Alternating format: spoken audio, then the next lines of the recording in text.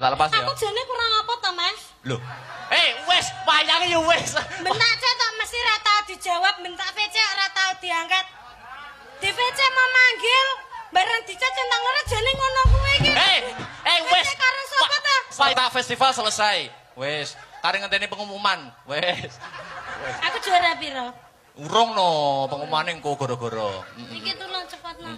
Kok iso nesu tenan lho, tak kon dalang kok. Jare kisah nyata. Aduh, remuk tangane Pak Dalang, remuk tangane Pak Dalang. Remuk.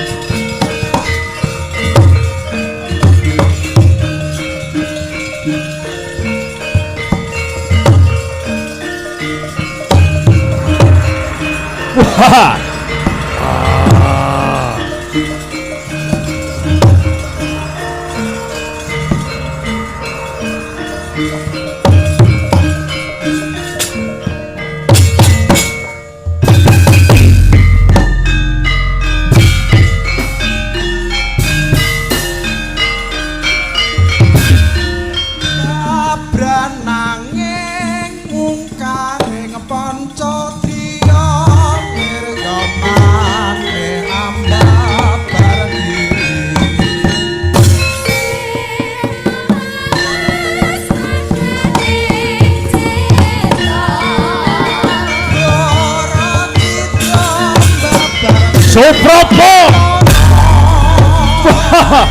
Parto Suprapto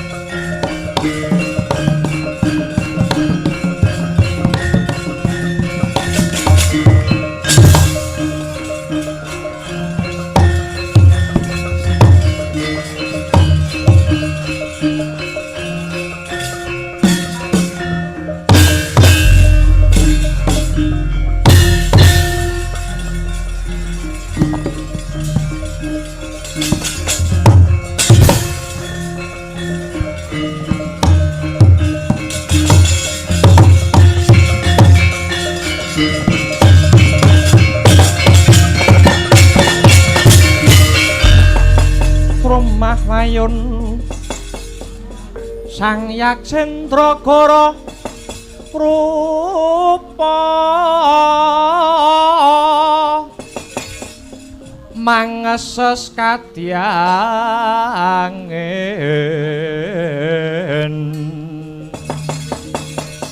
pang sempal kaprapal selo-selo kaplasa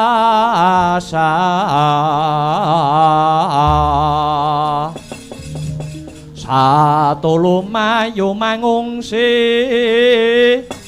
Agyat kakudo kang jaga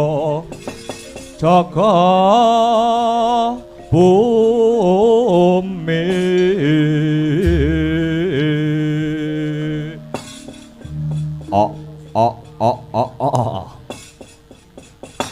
Hong Tete Yuang Kala Ludra Mas Patik Raja Dewaku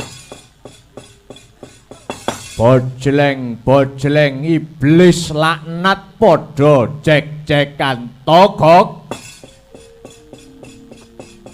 kula wonten dawuh tinimbalan ingkang adhawuh sinuwun Prabu Kala Pracona amiji keng abdi kula pun togok teja mantri semono uga kowe mbelung dawuh bose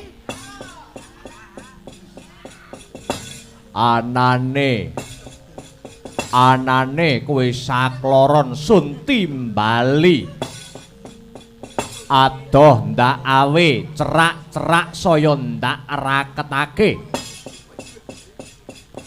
kawruhana gok yen to ing ri palungguhan iki ratu gustimu ing negara Giling Wesi aku Prabu Kala Pracona lagi nandhang ke taman Kunjana Papa gok Kunjana Papa iya gok Kunjana Kidan Pana tegese lara aku lagi lara kedanan gok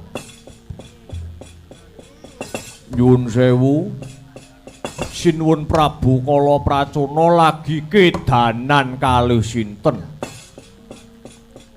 gok atiku lagi gandrung kepaung kelawan mustikaning widodari ing kahyangan Suralaya kang asesilih Dewi Suprabawati gok Dewi Supraba pancen kaya mangkono mula kang saka iku wektu dina iki aku wis kongkonan kelawan patihku ya kuwi patih Sekipu Tantra ndak utus munggah marang kayangan Suralaya sak perlu ngebon esuk hangudan-udan sore marang mustikaning Hapsari Dewi Supraba yen to nganti dewa nampik panglamare Prabu Kala Pracona Dalendra ing Giling Wesi kayangan Suralaya bakal tak sungsang bawana balik gok sinuwun menawi kenging kula elingke sampun dipun bacutaken amargi Gusti kang murbeng dumadi menika sampun mranata jodhone umat manungsa ingkang winastan jodho tali mangsa contone dewa niku jodhone kalih Dewi Hapsara kalih Hapsari Bambang menika jodhone kalih Endang Raseksa jodhone kalih Raseksi kowe aja nuturi aku kok yen ana apa-apane Prabu Kala Pracona dhewe kang bakal tanggung jawab mula sak mengko kari ngenteni tekaning patih Sekipu Tantra marang negara Giling Wesi kanthi gawa pawarta kira-kira panglamarku ditampa apa ditampik kelawan para dewa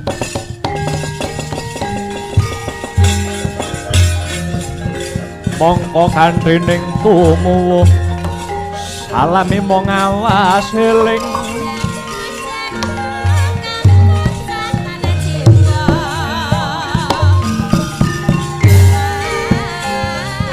metu kita ning alam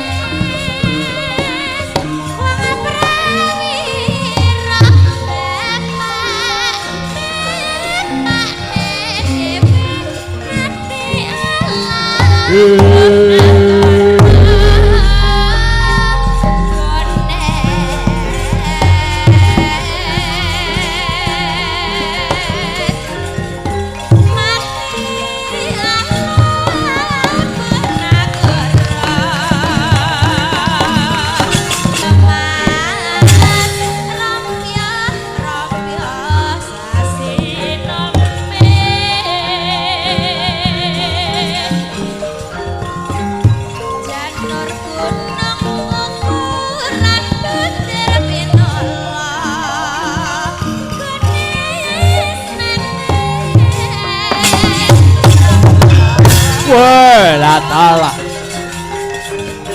Sekipu sing teka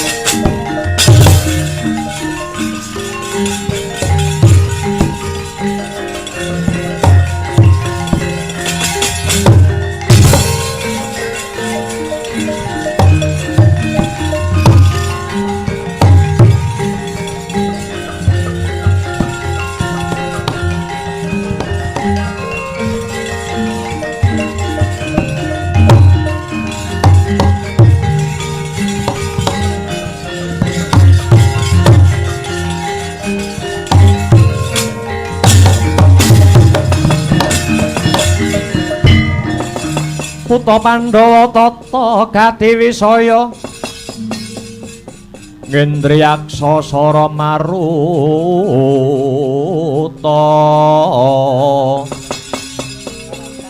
Pawana Bana Margana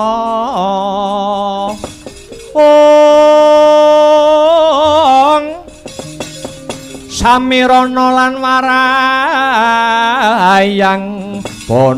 Pancabayu wisikan pagulingan lima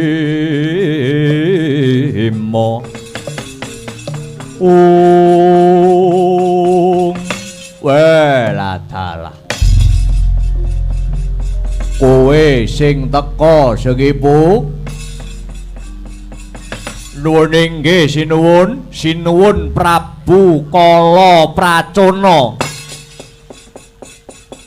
nganti cumengklungen nggonku ngenteni tekamu bebasan kaya ngenteni sileming palwa gabus kumambanging watu item kepiye mungguh pawartane panglamarku ditampa apa ditampik kelawan para dewa kendhih kumrungsunging kalih kesuk panata ling kalbu daya kepingin ninggal uninga nuwun inggih sinuwun sampun kasembadan kang abdi pun Sekipu Tantra minggah wonten Kayangan Suralaya ngadhep marang para Jawata atur uninga sinuwun bilih ing ri palenggahan sakmangke sampun angsal dawuh saking para dewa ditampa apa ditampik panglamar paduka dipun tampi dening para dewa sinuwun latalah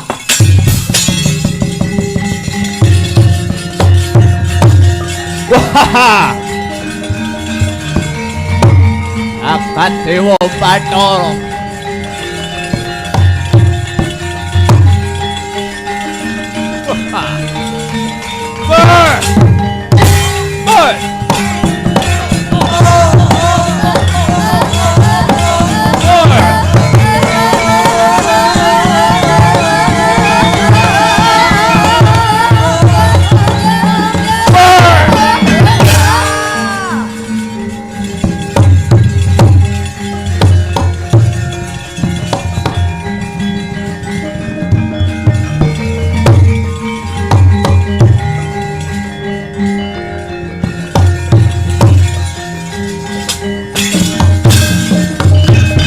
Yaksa Gora Rupari Sedang Nalendra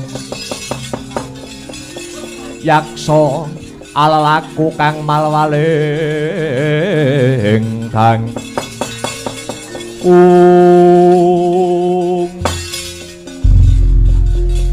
bebasan mlaku ing wanci pangklong kepapake ngober sewu sipu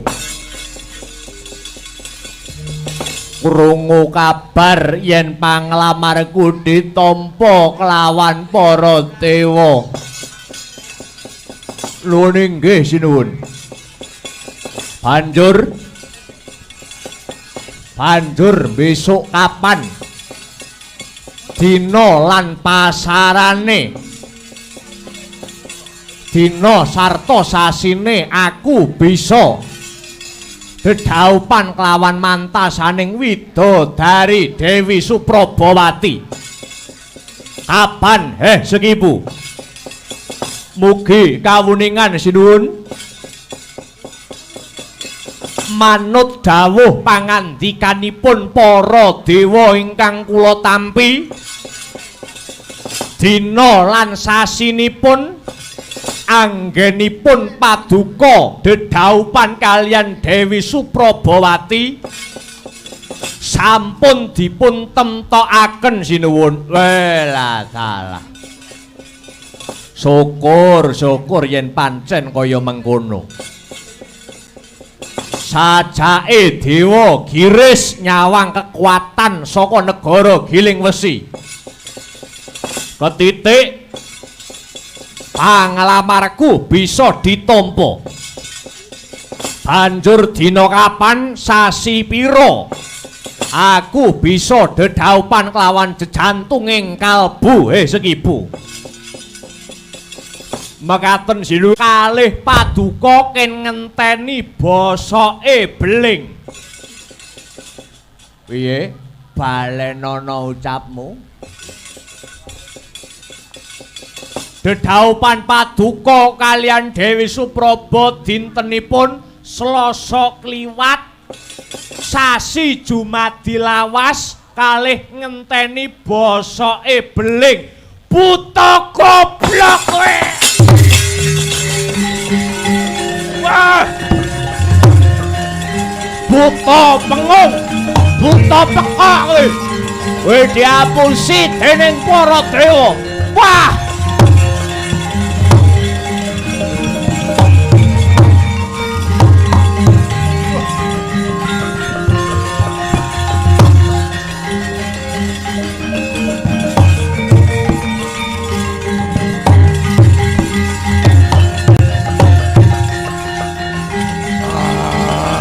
Dewa kurang ajar.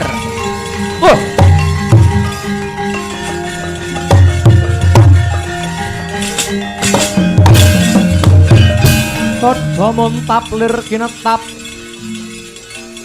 dukaya kinimpi Dodo bang mawinga-winga wengis kumedhot madoning lahati.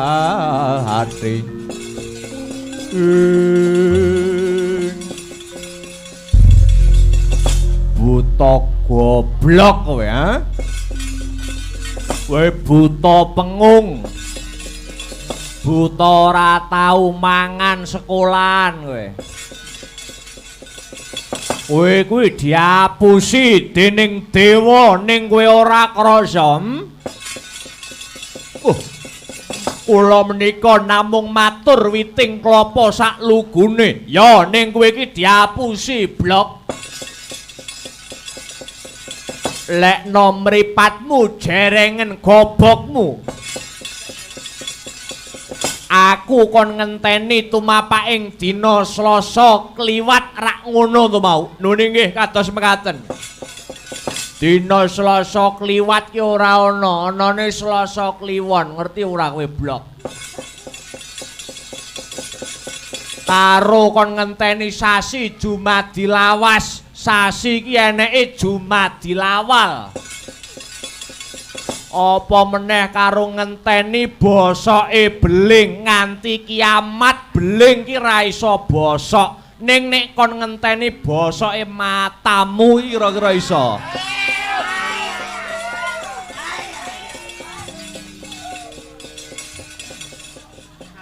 Sekipu gak suka Sekipu. Rasane buta ora tau ngenyam pendidikan. Buta ora tau buka internet. Angger buka internet mesti sing dibuka nggur ek hamster. Wandamu. Ngawur wae ora. Cetha wela-wela. Dewa jarak marang aku. Dewa nantang alus marang Prabu Kala Pracona. Sekipu. Kula sinuwun. Budhalna para wadya bala giling wesi. Arbang bareng-bareng tumandang. Yen to nganti dewa ora menehke Dewi Suprabawati marang panjenengan ingsun. Aja kesuwen yuki batang sak yuta kayangan Suralaya. Bidal wekdal menapa sinuwun? Ora ketang colok lintang sambung obor rambatan pundak. Budal dina iki.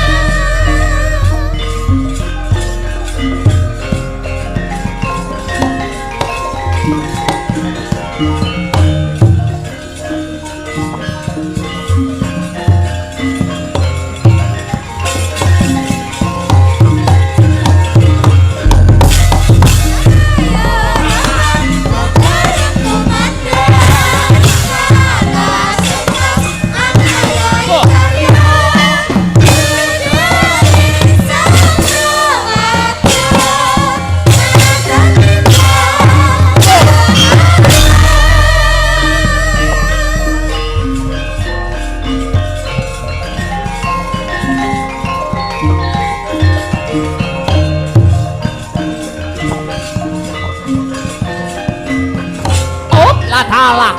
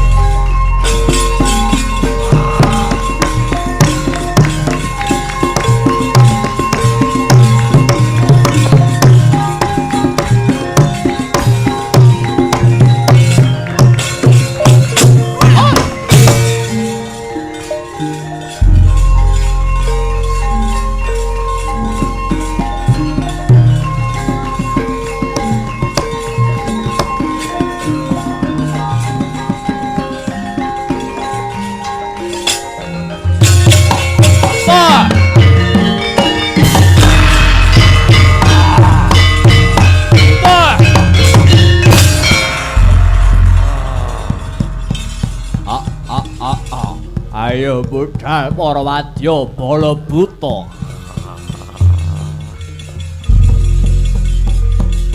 Oh, pun. Oh, pun. As, oi. Oh. Oh, oi.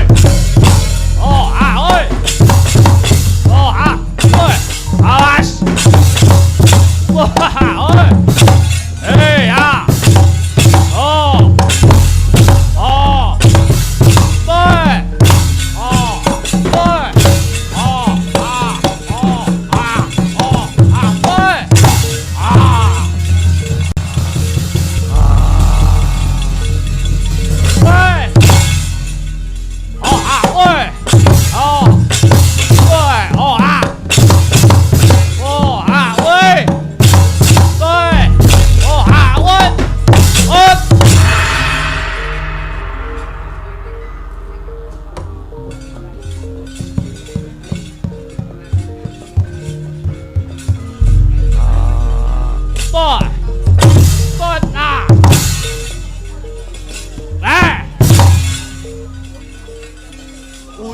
tangane.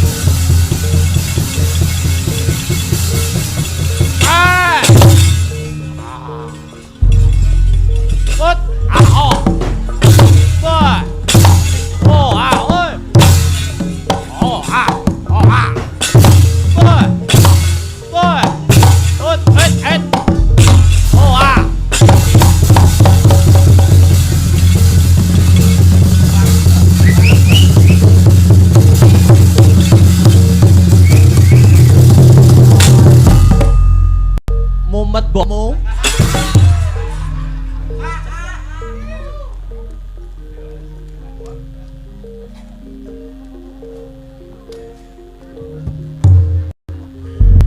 Ayo ngalih.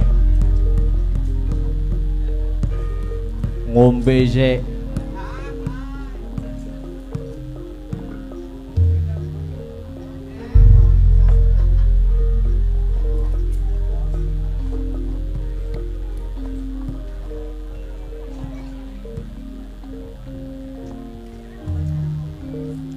Ayo. Nyambut gawe. Ya. Golek pasaran ning Beci ta? Ya. Deh. Ah. Woi. As. But. Hey. Oh. Oh, ah, woi. Oh, ah, woi. Oh, ah, woi.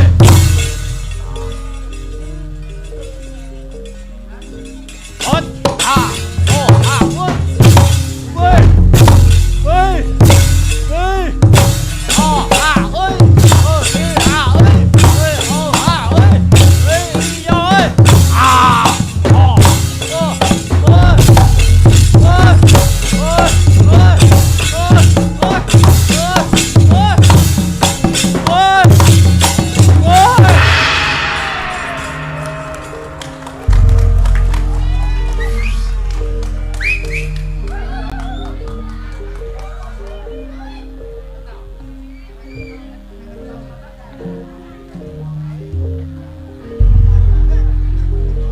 Ngene 30 cek dinyang ora wis murah to niki.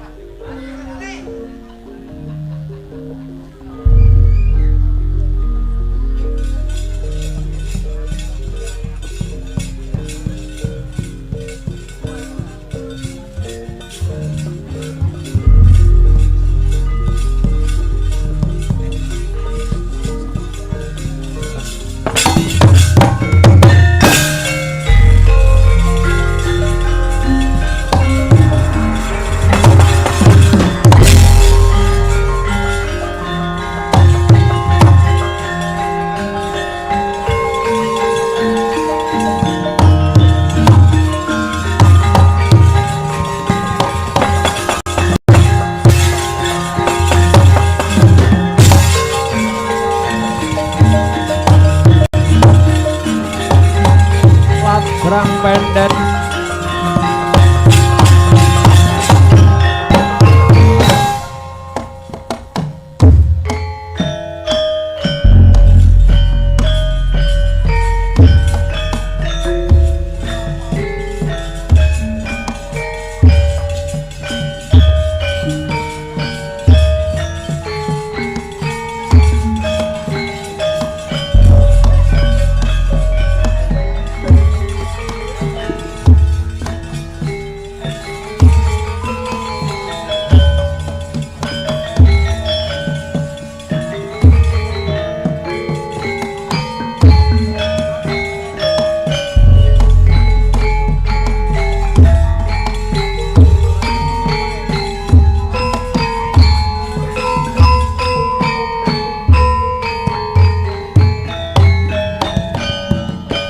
leng-leng ramyan ingkang sasongko kumenyar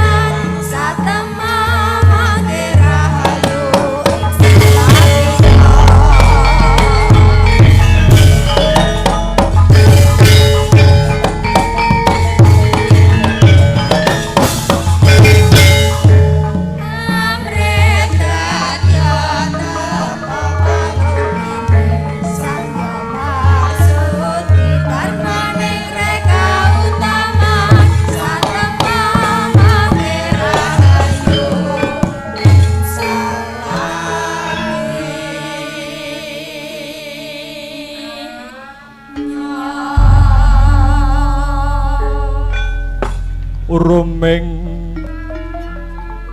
mulat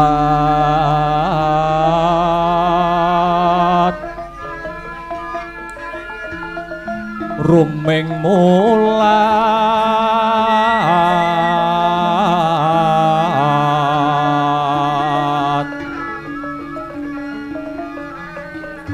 sorap sari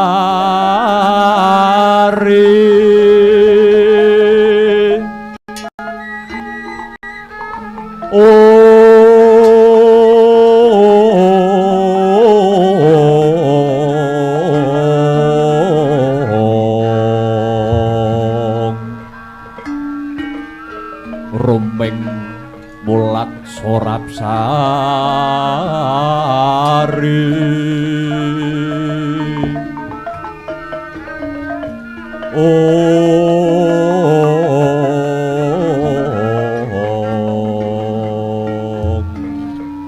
Sari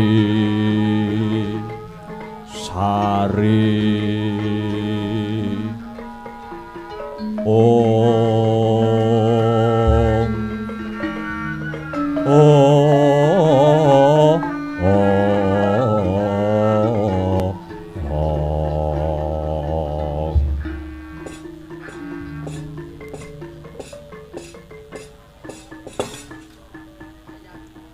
durung sawetara suwe rawe mbarep kakangku aku ngaturake basamu kadang ingsun Werkudara iya Yayi ndak tampa akarya gambira marwata suka jroning nala semono uga Kresna kakangku lan Baladewa kakangku sak rawuhmu aku ngaturake karaharjan ya jagat Dewa Bathara ya jagat Pangingstungkara Yayi Werkudara iya sun tampa akarya bombonging tiaspun kakang ing Dwarawati Nora liwat amung tiba sepadha-padha wae ya Yayi. Iya ya Yayi. Yayi Bimasena ndak tampa gawe gedhening atiku Werkudara. Andadekke sukaning rasaku kang tanpa pepindhan. Rawuhe mbarep kakangku. Jlitheng Kresna kakangku lan Baladewa kakangku kaya pepedhut kang anglimputi kasatriyan bisa sumilak amarga rawe kakangku katelune ibarat Sang Hyang Darma Bathara Wisnu lan Bathara Brahma kang eja wantah arsa paring kanugrahan Yayi praptaning pun kakanganing kasatriyan kene sak tembene melu mangayu bagya awit kanugrahan kang ndok tampa sarimbit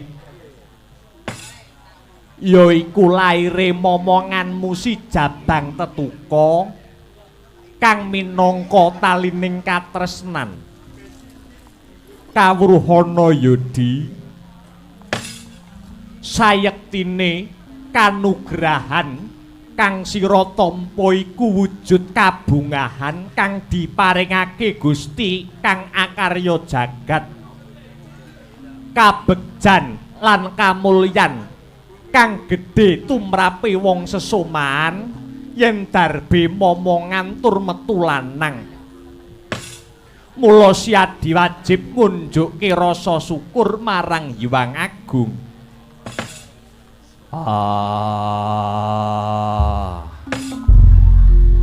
banget panarimaku muga-muga pangestune mbarep kakangku bisa andayani katentreman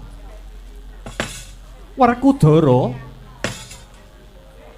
senadyan pun kakang ing Dwarawati uga mangkono Dimas aku melu bungah merga Siadi wis antuk momongan tur mijil kakung kamangka miturut pepakem anak lanang mono kena sinebut anak Anung Anindita besok kang bisa mikul dhuwur mendem jero asmane wong tuwa sarta meneh Yodi putra mono mujudake wohing katresnan wujud sesambungan Rama Ibu wujud sih sinisian sambungan ora mung ngemongke nalika andon asmara wae nanging kudu selawase ya Dimas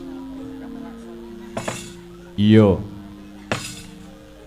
rehne manungsa mono asipat kewadakan lan kajiwan sarta kasuksman mula anggone dadi menungsa sakwutuhe mau ora mung nalika andon tresna secara lair, nanging uga andon tresnaning batin, ya kuwi kanthi sih sinisian. Merga tanpa rasa welas asih lair lan batin, Rama Ibu ingkang kesok katresnane siyang pantaraning dalu, putra ora bakal mekar kadewasane kanthi mardika sena. Iya. Matur nuwun Kang tanpa upama paring sabda tamane jliteng kresna kakangku Andayanana kawilujengan. Warekudara Kakang Baladewa kepiye? Pun Kakang uga melu bombong Dimas.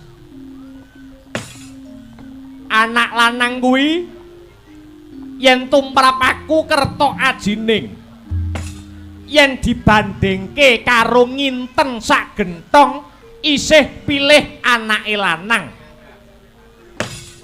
Merga wong duwe anak mono ibarate sugih tanpa bondo ngono kae. Selagine wong jejagongan wae ora ana kok ngrembug bondo donya. Omahmu wis pira, tumpakanmu apa, ning sing ditakonke umume ya mung perkara anak. Mula Dimas, saprapanipun Kakang kejaba mung kanggo raket supeketing kekadangan, uga melu memuji marang Hyang Manon. Muga-muga sak laire putramu ing tembene kalisa saka godha lan pangrencana Yayi.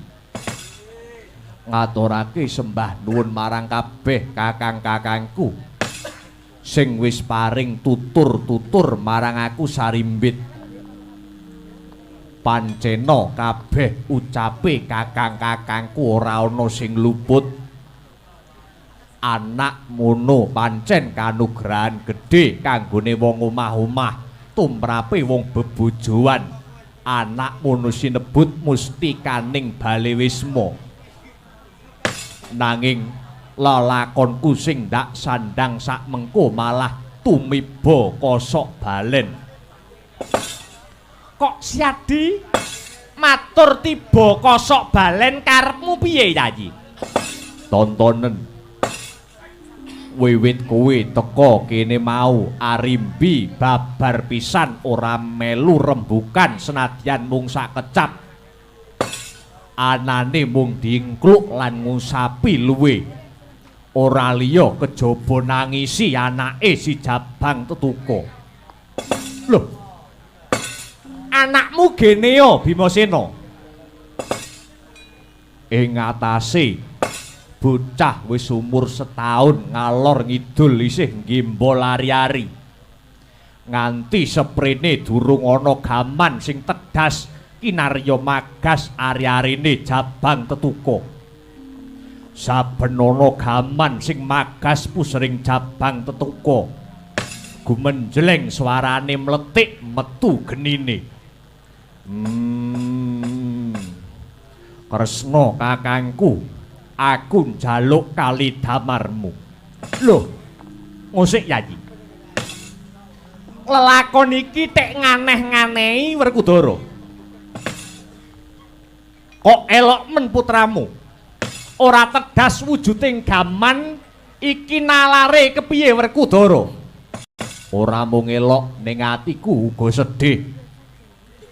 Nganti kapan anakku Jabang Tetuka nemoni lelakon kang kaya mangkene? Mendah wirange wong tuane.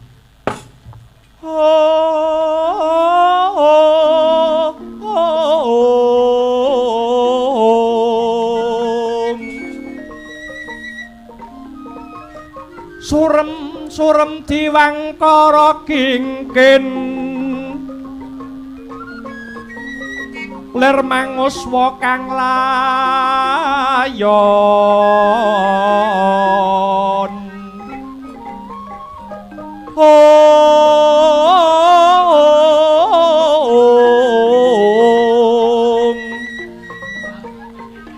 donya ilang kang memanising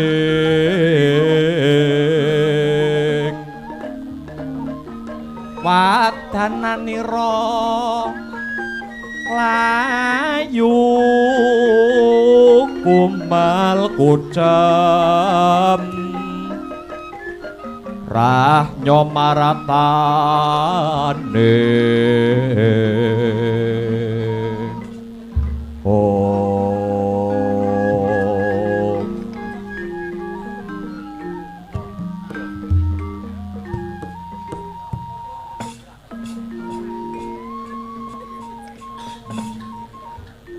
kula nuwun Kaka Prabu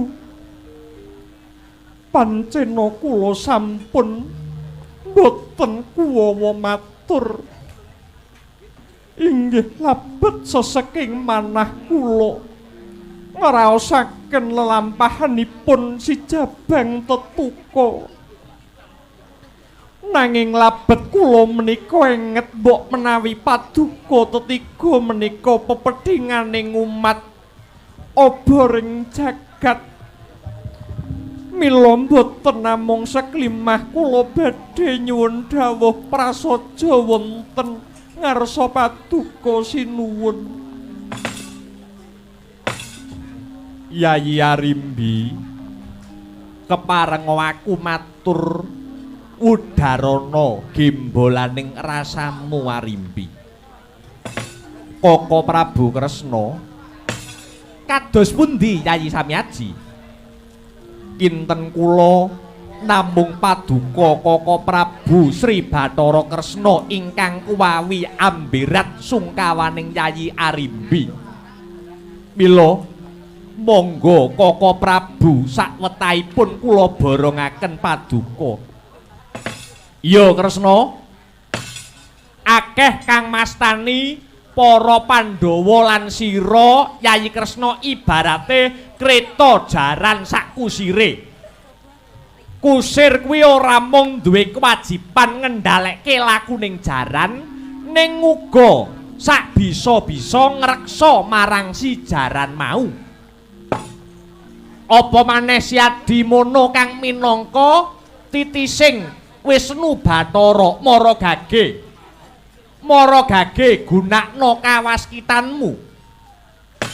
Gunakno kawaskitanmu go kawicaksanane Hyang Wisnu kinarya ngedhem swasana iki Kresna.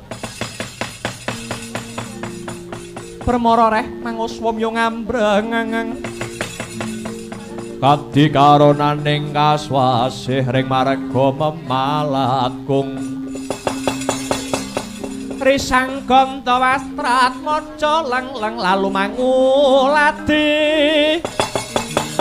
Surya mangrangsang wayah Surya mangrangsang wayah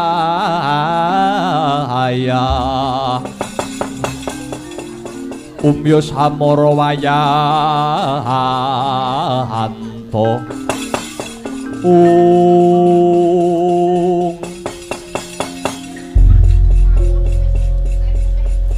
Yayi Arimbi kula wonten dawuh Kaka Prabu ngadepi lelakon kang kaya mangkene iki sing jejeg imanmu ya Di aja nganti Siadi kelangan kiblating kautaman elinga urip iki ana sing nguripi wong obah ana sing ngobahake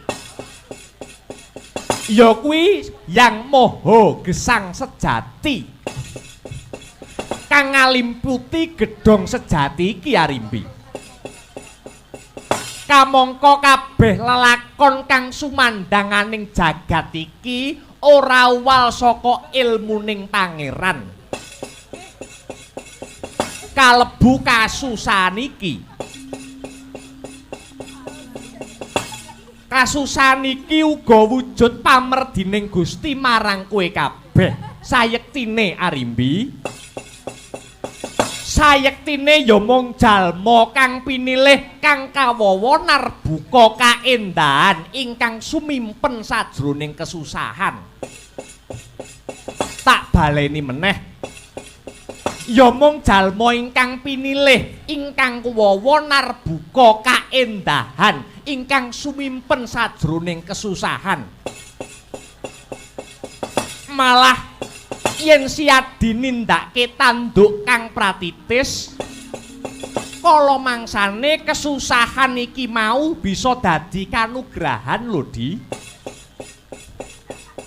Kahanane putramu si Tetuka kang edap-edapi iki mau yen saka panemunipun Kakang iki malah dadi pratandha yen to bocah iki besuke dadi satriya kang pinunjul kasektene. Buktine apa? Buktine wis cetha ngeglo tanpa warana. Isih jejabang wae pusere ora tedas tapak paluning pandhe sisaning Gurenda. Kuwi mendah besok dewasane. Muga-muga tak pepuja lan tak pepuji marang panguwasaning Hyang Maha Gesang Sejati dadya satriya Ambaga Wiratama. Ngaturake panuwun awit saka pamujine Jliteng Kresna kakangku. Malah iki aku wis kongkonan adiku si Permadi golek sarana kanggo ngrampungi lakon iki. Nanging tekan seprene durung ana kabul kawusanane. Permadi wis tak wanti-wanti, Janaka wis tak paringi wewaler aja nganti balik ana kasatriyan. Yen durung gawa wujuding sarana kinarya madhangake pepeteng iki. Kadangmu padha warah enten becik. Besok amendem baris-baris kang prayitna. Yuwa saron tawang ing Dwarawati.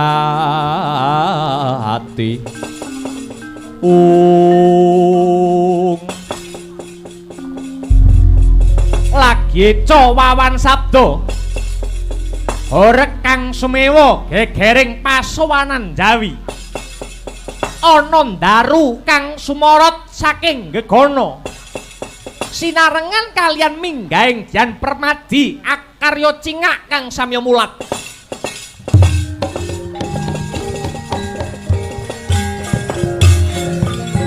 Kadangmu padha warah enten becik. Besok amendem baris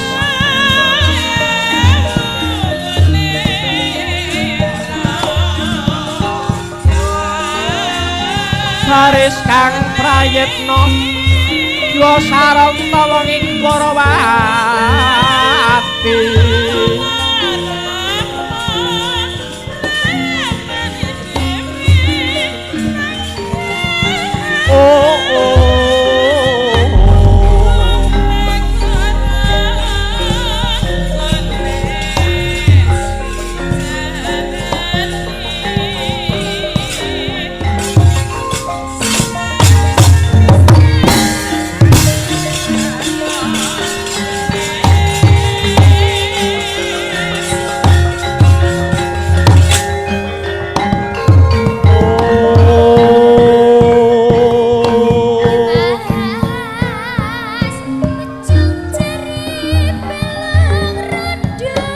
Dewa Subhata marang soreng prang utani arum-arum